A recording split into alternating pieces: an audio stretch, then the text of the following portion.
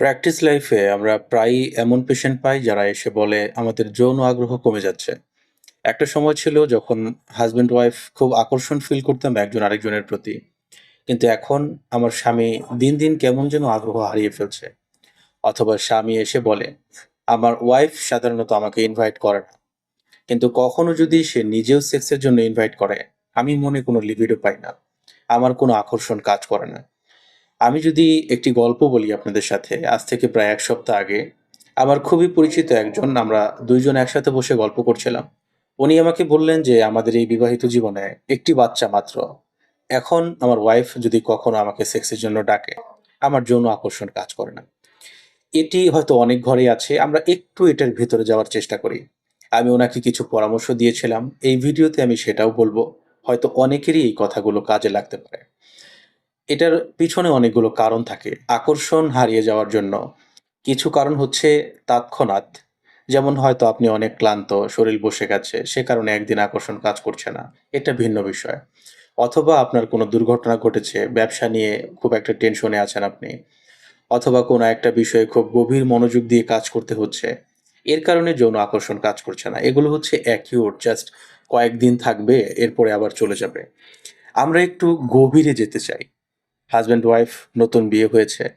স্বামী, স্ত্রী দুজনের মধ্যেই ভালো মিল আছে। হঠাৎ করে আকর্ষণ কমে যেতে থাকলো। স্ত্রী হয়তো ঘরে শুয়ে, শুয়ে মোবাইল স্ক্রল করছে। স্বামী হয়তো বসে, বসে ল্যাপটপ চাপছে। সারাদিন শেষে রাত্রিবেলায় যখন তারা ঘুমাতে যাবে বা যখন শারীরিক সম্পর্কের সময়, তখন একজন আরেকজনের কাছে গেলেও ওই ভালো লাগা, ভালোবাসা বা মনের টান সেটা আর আসছে না। এখন বলি আমি কিছু কারণ। এগুলো একটু মিলিয়ে দেখার চেষ্টা করুন মিলে কিনা আপনার জীবনের সাথে। যদি থাকে সংশোধন হয়ে যান। তাহলে হয়তো এই প্রবলেমটা আস্তে, আস্তে কমে যাবে। ছোট, ছোট কারণ দিয়ে শুরু করি। এরপরে আস্তে, আস্তে একটু বড় কারণ বলি। যদি এমন হয় যে আপনি বিয়ের পরে শরীরের যত্ন নেওয়া ভুলে গেছেন, শরীর থেকে বাজে ঘ্রাণ আসে, ঠিকঠাক আপনি ব্রাশ করেন না, ঘামের কাপড়গুলো ঠিকঠাক সময় মতো চেঞ্জ করেন না, তাহলে আকর্ষণ কমে যেতে পারে। এটা একটা কারণ। আবার কিছু রোগের কারণে এমন হতে পারে, যেমন দীর্ঘমেয়াদী আনকন্ট্রোল ডায়াবেটিস, হাইপারটেনশন, কোলেস্টেরল। এই প্রবলেমগুলোর কারণে দিন, দিন এমন হতে পারে। এগুলো হচ্ছে শারীরিক কারণ। কয়েকটি মানসিক কারণ আছে। আমি আজকে কয়েকটি মানসিক কারণ বলতে চাচ্ছি। যদি স্বামী বা স্ত্রী তাদের অতীতে কোনো এমন ঘটনা থাকে যেটা আসলে অপ্রত্যাশিত ছিল, এমন একটি কালো অতীত হয়তো স্বামী স্ত্রী কারো আছে, যেটি নিয়ে কেউ কথা বলতে চায় না। আপনার পার্টনার যদি এটি নিয়ে বারবার খোঁচা দেয়, তাহলে মনে কষ্ট লাগবে। এ কারণে তার প্রতি যৌন আকর্ষণ কমে যেতে পারে। এমন হতে পারে, যিনি আমার ভিডিও দেখছেন, আপনাদের যদি এই প্রবলেমটা থাকে, এই লক্ষণটা একটু মিলিয়ে নেবেন। দ্বিতীয় বিষয় হচ্ছে আসলে ইনকাম। সবার টাকা পয়সা ইনকাম করার যোগ্যতা, ক্ষমতা, পরিবেশ একরকম থাকে না। তো এটা নিয়ে যদি কেউ বারবার কথা বলে এবং তুলনা দেয়, স্ত্রী যদি বলে অমুক ভাবির স্বামী তো এত টাকা কামায়, জানো আজকে এই জিনিস কিনেছে, তুমি তো পারছো না। স্বামী বেচারা স্বাভাবিকভাবেই মনে কষ্ট পাওয়ার কথা। আরেকটি কারণ বলি, এটি খুবই গুরুত্বপূর্ণ। পরিবার নিয়ে কথা বলা।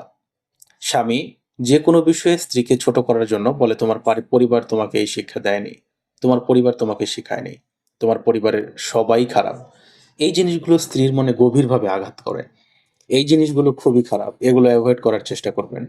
আরেকটি কারণ হচ্ছে কথায় কথায় ছোট ছোট ঝগড়ায় তোকে আর রাখবো না, ডিভোর্স দিয়ে দেব।